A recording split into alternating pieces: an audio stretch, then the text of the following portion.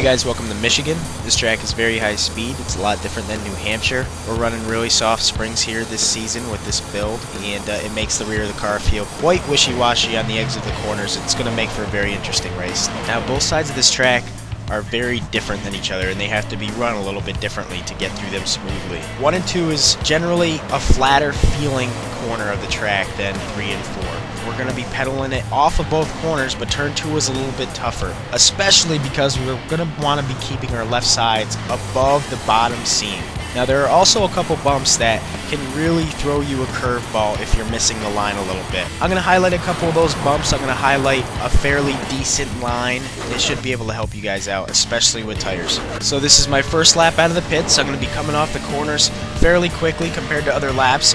Gonna be going into turn 1 at almost 213 here. Like I said, on entry, there's a bump I want to miss right above that middle seam, and there's some bumps down towards the bottom seam as well. Now, I don't want to get too low, because if I go below the bottom seam, it's actually going to snap the car loose in a hurry.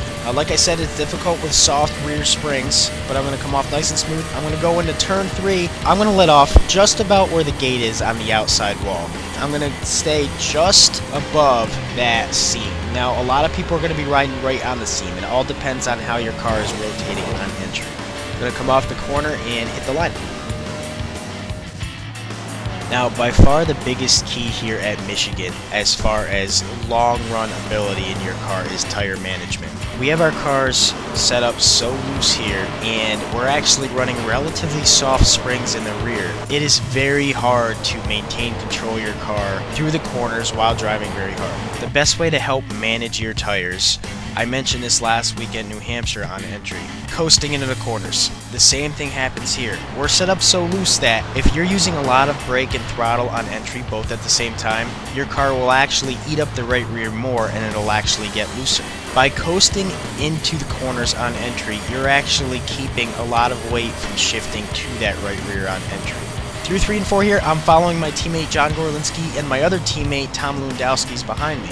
And I'm just managing tires. Something that always happens here is while we're managing tires, we have to make sure that the guy behind us isn't going into the corners harder than us, because you can get yourself into a pretty bad situation. There's a lot of room behind Tom, and I'm here trying to manage my tires.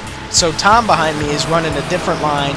He's behind me, he comes into turn 1, and I actually almost get myself wrecked by saving tires. This is one of the key things that'll help you on the long run. Just get into a groove, try to get somewhere where you don't have to use a lot of throttle work on entry without getting run over from behind you. Green flag pit stops here are very important, and pit strategy is actually also important. We can go about 43 laps on fuel. Even when you run the fuel out of the car, 2 tires will work even on a really long run. Plan on seeing that happen if it comes down to the end of the race and people are deciding whether to take 4 tires in fuel or 2 tires. They will take 2 tires, especially towards the end of the race where it looks like it's going to go green.